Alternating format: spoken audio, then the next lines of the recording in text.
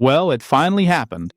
As much as the European Union likes to try to freeze Russian assets permanently, and why not, to apply geopolitical pressure, so that in the end a situation is created where the Russians pay the Ukrainians, the Russian central bank has just dealt a heavy blow to the European Union. Yes, as a result of the meeting, they are going to demand compensation from European banks for the illegal blocking of their assets. The most curious thing of all is that the IMF thinks that just in case, Russia is going to win this legal battle.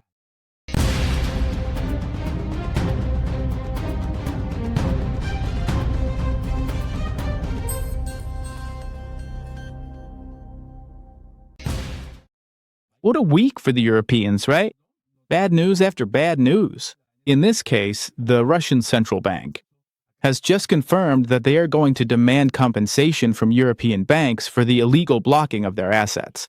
According to the institution, these claims will be filed for an amount equivalent to the illegally frozen assets.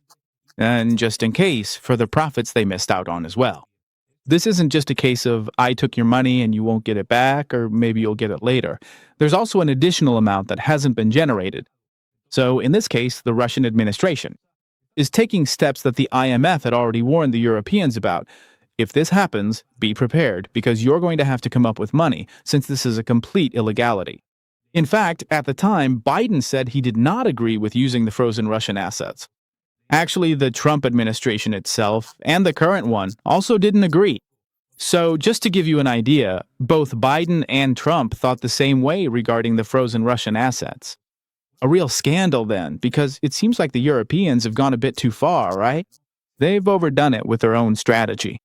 So the Bank of Russia is going to demand compensation for the damages suffered as a result of this blockade, and for the use of the assets by European banks.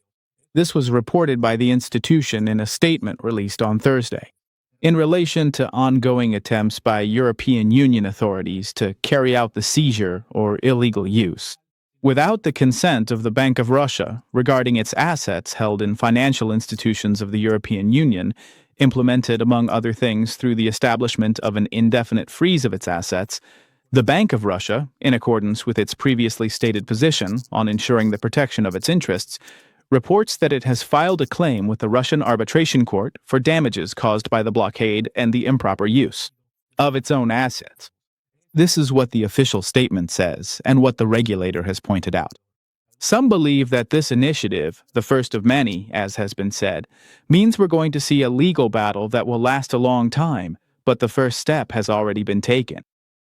And well, on top of all this, it's also worth mentioning that different analyses continue to confirm the saddest part of all, right? That right now, as we speak, there are still desertions happening in the Ukrainian army. Massive desertions among Ukraine's troops. And well, between dying and going to jail, that's what the Ukrainians who decide to desert end up saying, right? Either you die or you get locked up. And many of them obviously would rather end up behind bars. It's estimated that around 250,000 personnel are absent without leave, without leave, from their units. So many Ukrainians of military age choose to go to prison instead of staying in the armed forces, according to Olga Sharatelova, the Ukrainian Commissioner for the Rights of Military Personnel. One of the reasons for the desertions is the low motivation among the recruits. And that's why we have a lot of desertions at the training centers. Another reason is their risk to their lives. When people have to choose between dying in the war or spending a few years in prison, they usually choose prison. That's what the official said, as quoted by local media. In this case, Risatilova also added that the soldiers' low trust in their commanders is something that affects the unfavorable statistics.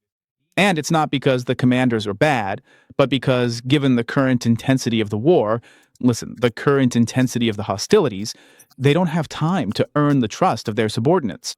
In other words, they're not bad, but there's not even time to talk, to have a conversation, something that's happening. This is taking a real toll on the Ukrainian government on the battlefield. It was also specified that at times the commander doesn't even have time to get to know the soldier before giving the order to take up their assigned position. Basically, they're sending them to their deaths, as some people say, into the meat grinder, without even knowing who they are, without even asking their names. A completely regrettable situation that shows the sad reality being lived right now, as we've said, on the battlefield.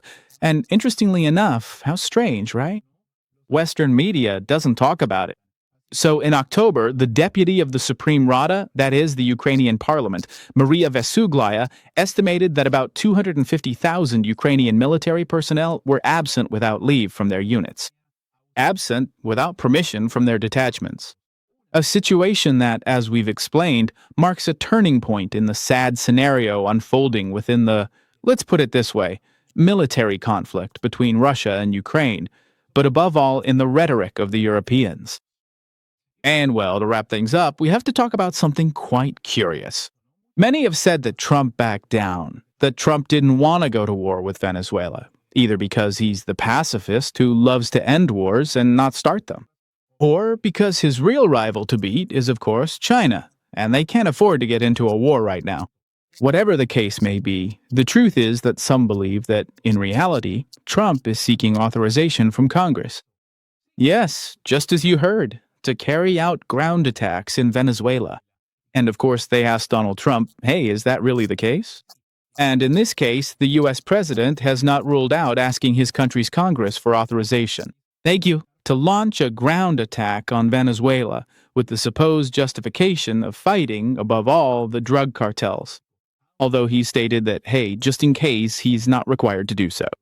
If he wants, he can launch the attack and let Congress find out. Afterwards, I wouldn't mind telling Congress, but, it's not that big of a deal. I don't have to tell them. It's been proven, but I really wouldn't mind at all. This is what he answered when asked by the press about this issue, to find out if their countries are going to go to war or not. Incredible. But Trump's answer, as always, is ambiguous. He says he's not going to do it, but if he did, it wouldn't be a problem, even though it's not necessary. They already know. Anyway, as always, not really saying what's going on. So, on top of that, he says he hoped his decision to bomb Venezuela wouldn't be leaked, even though there are people who reveal that kind of information. There are people who leak things. They're politicians, and they leak like a sieve. He went on to emphasize that he would have no problem asking for the legislature's approval to open a new front in the war. So if you think Trump hasn't done it because he's a pacifist, you might want to rethink things a bit. All of this is worth mentioning too, right? Trump has said, just in case, In response to what Trump has stated, the leader of the Democratic minority in the Senate, Mr. Chuck Schumer, has previously asserted that the president does not have the authority to carry out his current plans to use military force in the Caribbean, not without congressional authorization.